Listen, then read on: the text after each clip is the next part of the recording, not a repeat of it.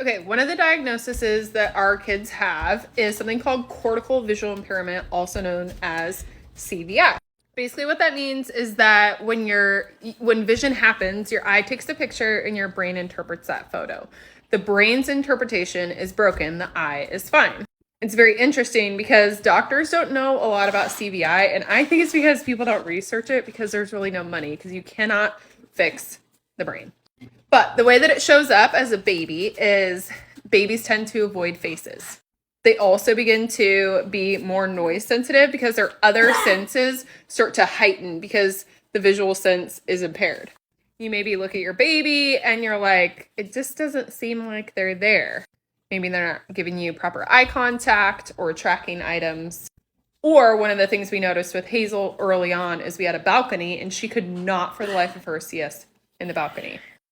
As they get older, CVI looks very different depending on how severe it is. And the problem is that you only know the severity once a child can talk and communicate their visual impairment. Well, our kids don't talk.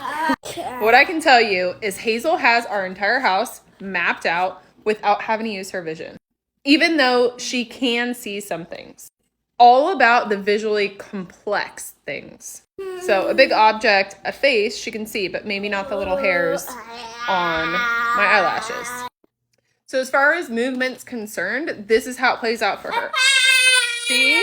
This is Hazel. She's very visually unaware from her waist down. So like I said, she has this place brain mapped out to a T. If we move a piece of furniture, I will bet you $100 every time she'll trip on that piece of furniture.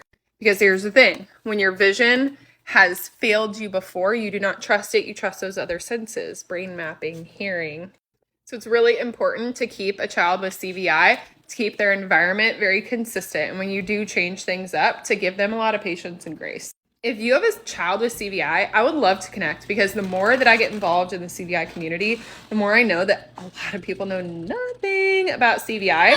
And I kind of know a lot, partly from my own research, but partly because we were very blessed in the way that we were serviced for Hazel's vision when we lived in Washington State. So if your child has CVI, let's connect. Find me on Instagram, Julia. I just find that platform so much easier to message on than TikTok. And send me a message, send me a follow. I would love to connect, and also just help teach you how to better support your child with CVI, because here's the deal. Doctors aren't going to tell you. They don't even know what it is, honestly, most doctors. And it's very hard to find a therapist who treats CVI. So let me help.